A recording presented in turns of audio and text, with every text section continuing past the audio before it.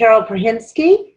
This is from her Competent Communicator, speech number 2, Organize Your Speech. And her speech is titled, How to Be an Exceptional Club Coach. Please welcome Carol Prahinski. Thank you. Is it possible for you to share the screen, Lois?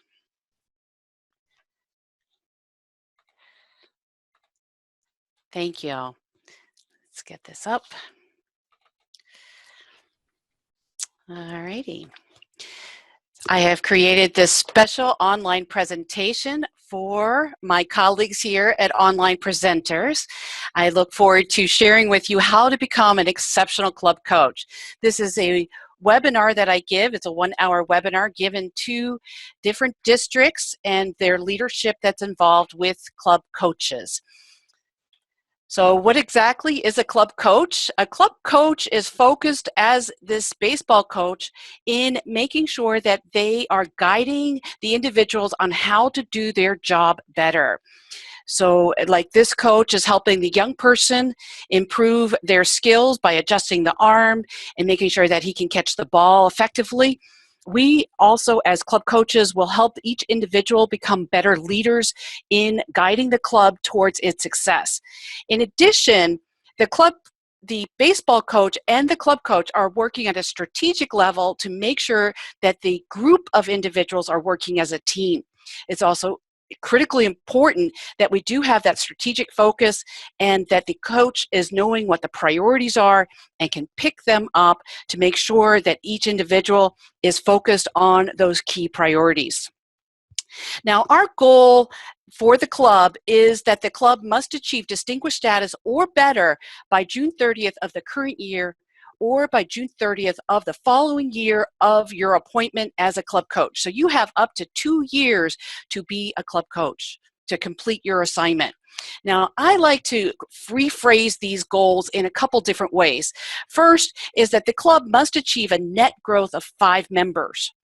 And without you doing the work, as you are a club coach, you're guiding the individuals on how to be successful with their responsibilities in getting new members for the club. Secondly, the club must achieve at least 5 distinguished club points. And again, without you doing the work.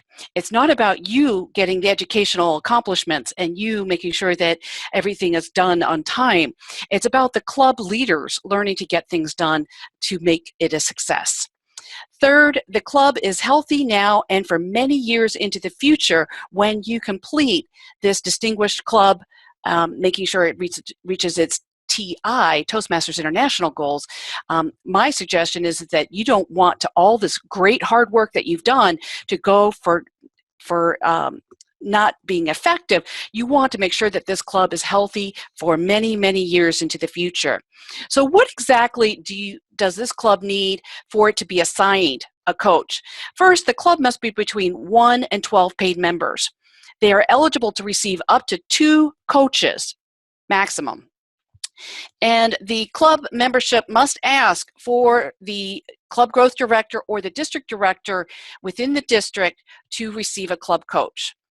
I'm still not sure about undistricted clubs on that one. The area director should let the officers know that the club is eligible for a club coach. Many clubs don't realize that they're eligible for a club coach. So the area director can help in that. Now, similar to our understanding on the communication side, we have many questions such as, are we born to be a natural club coach or a coach in general? And the answer is we learn our skills to be effective. So just like we do on the communication track, we learn leadership skills to become a more effective coach. So what are the prerequisites to become a coach? Well, first, the coach cannot be a member of the club at the time of appointment. The club coach director and the district director submits the official club coach assignment to World Headquarters, and then I always double check it on the dashboard to make sure the assignment is official, and then that coach can become a member if they choose to. It is not a requirement, and sometimes the coach is not eligible to become a member. Always be aware of that as well. All right. Now, when we look at the club coach prerequisites, there's a couple things that I think are absolutely instrumental for you to be successful as a club coach. You can be at any stage of the leadership progress. So you can be a brand new Toastmaster, or you can have many years of experience. You must be a good listener. And to be a good listener, you have to go beyond what is actually being stated. You have to look beyond that to say what is being not stated, but is there underneath the clouds.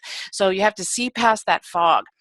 The second thing is you have to develop a variety of alternatives to help the leaders solve problems. You're not solving these problems.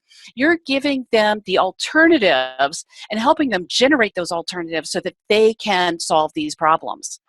The third thing is that you want to support a healthy and fun club meeting. That's like, woohoo, we're having a great time today, and making sure that people are engaged and enjoying themselves. I say we need to be both a cheerleader as well as every now and then pointing out the opportunities that exist for these individuals to become better leaders. The fourth point is that the coach must understand the officers and their roles, as well as the meeting roles, so that they can guide individuals as needed to improve their skill set. Lastly, we want to understand the club goals and how to achieve them. If we know and can do this, we're going to be an exceptional club coach. Now, club coaches are not an easy responsibility. It's critically important that we do a great job. If we don't get along with the members of the club, if we go against the club culture, we're going to have a difficult time, and that club, which is right on the borderline of failure, it may fail. That means that we will not be successful in achieving the opportunities for future members to be successful in finding a Toastmaster club. So with that, I'd like to open it up for questions. Now, as a side note, we don't have time for questions, I don't believe, but I normally open it up for questions at this point in my webinar. Thank you so much. So, Carol Prahinski, I would ask that you throw your presentation back up on the screen so we can all see it, and we'll open it up for, what time are we at right now? We're at 8:35. Let's open it up for 5 minutes of questions. If we have that, great. I'm going to go ahead and mute myself. Is there, would you like feedback as well on that? Sure. I missed what you were saying, Lois. Is it feedback? I was asking actually for, at this point, questions regarding coaching. Okay. Because this is really something that's important to who we are as Toastmasters. And I think there was a lot of information in that. And there might be a couple of questions. And if not, we'll take those other couple of minutes and turn it into an open evaluation. Thank you, Lois. Thank you, Lois. Andy Byrne? Yes, thank you. I don't know whether this is done in other districts, but in District 47, there is a coordinator of coaches. There's an accountability report each month that's turned into the coach master or the coaching coordinator for the district. Mm-hmm. Do they do that in other districts as well? Yes. In my region, we're calling it a club coach chair, and that person helps train the club coaches.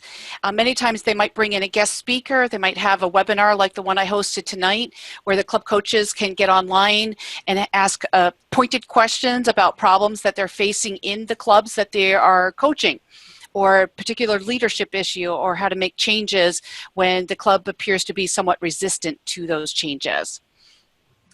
Because in District 47, what they actually did was a combination of audio-visual, like the online webinar that we're doing now, teaching the individuals that have signed up for the club coach what the role is, and they go through a presentation with them. Mm-hmm. Okay, thank you, Andy. This is Coach Carol. And Carol, my question is about the numbers that you quoted, and we are all familiar with them, that in order for a club coach to be appointed, the club numbers need to be 12. I always wonder, or fewer. I always wonder why 12, and maybe you can give us some of your experiences around those that have gone way below that?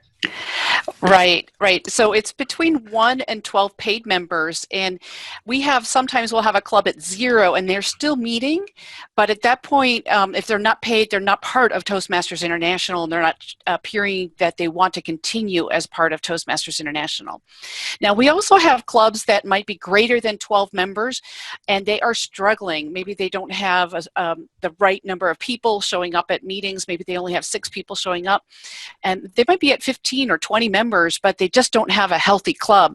They need guidance as well, but Toastmasters has said the official club coaching experience needs to be with those low membership clubs. And by all means, a club that is struggling, any number of members, they can always reach out to district leadership and ask for guidance. Do make sure that those club officers are attending training. There's a lot to be learned through the training opportunities. I highly encourage that. Thank you, Carol. Thank you, Carol. Thank you. Okay. Anybody else with a question? Go ahead, Lois. I noticed on one of your slides, you said that you would contact the division director and the district director, or the club growth and the district director. And then you mentioned that it would be the area director that you would go to first. What is the actual line of? Okay, the area director is many times the connection between the district and the club, and so the area director is actually visiting the club, and that's why I said your main point of contact many times is the area director. Many times the club is not aware that they're eligible for a club coach, so the area director is many times guiding them. Did you know that you're eligible to receive a club coach? Are you interested in receiving one? And then they can communicate back to the district, hey, we need a club coach over here. Hopefully that same area director is aware of individuals that are eligible to become a club coach and that they can be assigned as a club coach immediately, assuming that it is satisfactory to that club. Okay. Now, the club growth director and the district director are the only 2 individuals that can officially assign a club coach. So that's where that came from. Ah, okay, that makes more sense. Thank you. Thank you. Anyone else with a question? There's a question in the text chat from Edward that is asking about a link to the presentation. Are you able to share that? I'm happy to share that. I'll find a way that we can post it on our website for the club. And I also see that Phyllis has a question. Go ahead, Phyllis. My question is this. In District 7, we've had a club or 2 that fail, and the club officers put it on the shoulders of the club coach, saying if you had done your job, we wouldn't have failed. What is your answer to that? I'm sorry to hear, that the club has failed, more than one club. It's always a sad thing. In my mind, it rips apart the fabric of Toastmasters and the community. The second thing is a club's failure is never the responsibility of one person. It takes a group to be successful with a club, and the officers and members of that club, in my mind, have way more responsibility than the club coach. I believe I'm at time. Thank you.